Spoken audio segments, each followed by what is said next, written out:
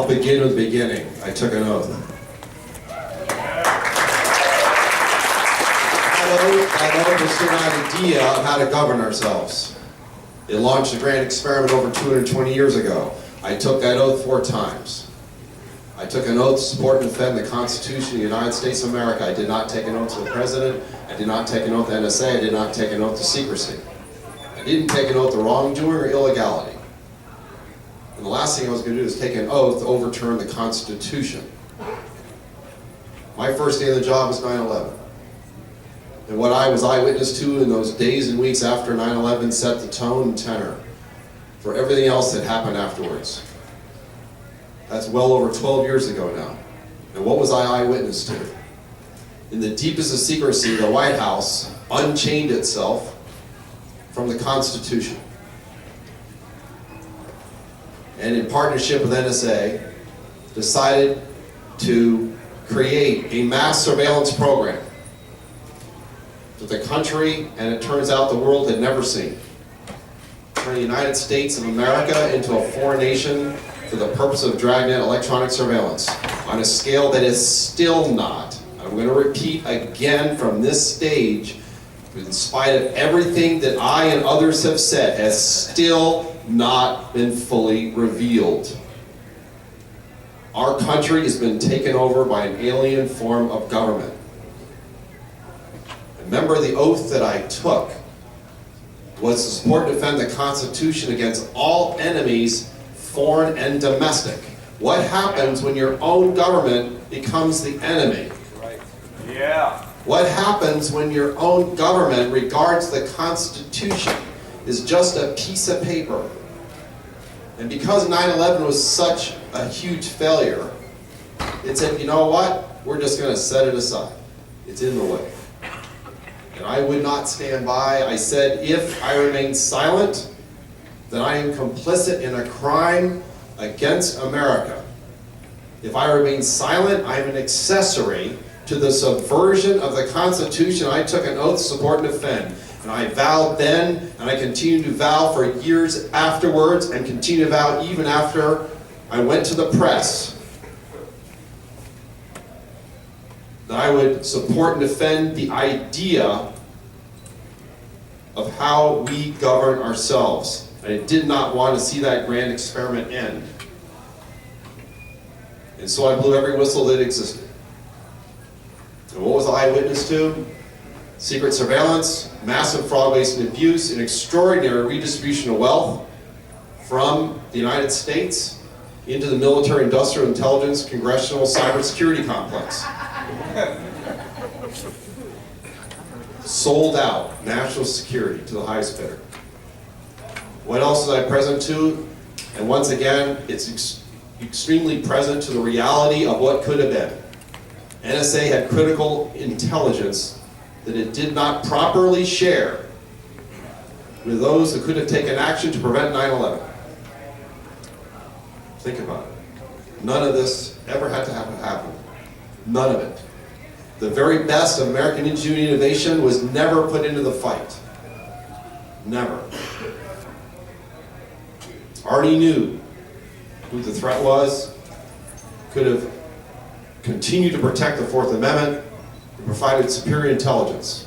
Because see, you have to remember the Constitution, in the preamble, after we the people, in order to form a more perfect union, it says there's 2 primary responsibilities of government: provide for the common defense and the general welfare, and utterly failed on providing for the common defense. Except my actions were criminalized under the First Amendment. The First Amendment was a threat to the government.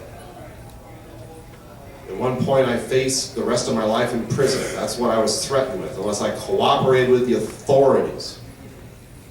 Do you know what it means to sit here in front of you, especially here? And I'm going to indulge you here for a couple of minutes in your own history. To be free. Do you know what it means to really be free? The government threw everything they had at you to take your freedoms and liberties and rights away, and put you away as long as they could.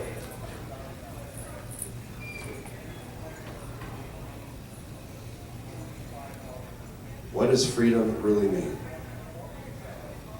the sovereignty of who you are as a human being. So walk me back right now to the future. Walk with me back to your own future, because you're making history here. I've been extraordinarily present to the history you're making here for the last 3 days. There is a new social revolution going on right here. It is a new paradigm.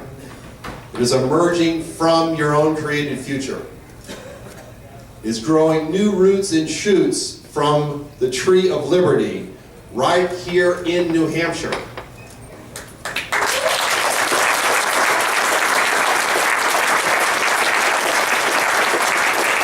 But if my example sets the mark, then just indulge me for a minute. Think of New Hampshire as a colony, and DC is the authority issuing orders to the governor of New Hampshire about the status of the Free State Project citizens here in New Hampshire. Just think about that for a minute. So, having said that, who do you think America's first whistleblower was?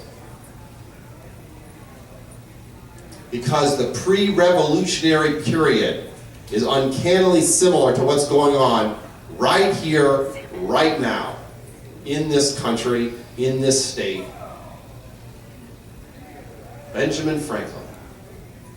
Did you know he was America's first whistleblower? Wow. He leaked, sound familiar? Secret documents to the press. Why? To help ease tensions between the crown and the colonists. But his noble intentions, whistleblowing, backfired. You know why? We forget our own history here, folks. He had lived for 15 years on Craven Road in London. 15 years.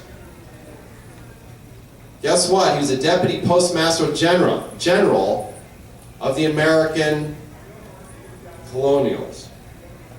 He obviously, at this point, was one of the most famous men in the world.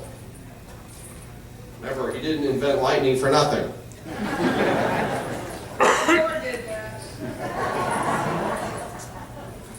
And as the Deputy Postmaster General of the Royal Post in the American colonies, he had substantially improved the delivery of mail. But he had been troubled by what was going on in the colonies. And we have to remember the Stamp Act of 1765. You have to remember the landing of the British Redcoats in Boston in 1768 and the so-called Boston Massacre in 1770, not too far from here. And he was really worried about what was clearly a tinderbox. Well, guess what? There was a governor of Massachusetts called Thomas Hutchinson, who had some interesting things to say. And Benjamin Franklin intercepted some letters that went to the governor. Guess what? Amongst these letters was stated by the governor of Massachusetts. These were incriminating letters. And he sent these letters to the head of the General Assembly in Massachusetts, Thomas Cushing. Keep them secret, don't reveal who gave them to you. Because there was a particular phrase, I'm going to quote that phrase to you, just to set the history here and why this is so crucial to expose something in the public interest. Because this disclosure by Franklin set in motion critical events that led to the American Revolution. In that letter was a soundbite heard round the world. Hutchinson, the governor, referring to his fellow colonists, said, quote, "There must be an abridgment for the colonists of what are called English liberties." An abridgment.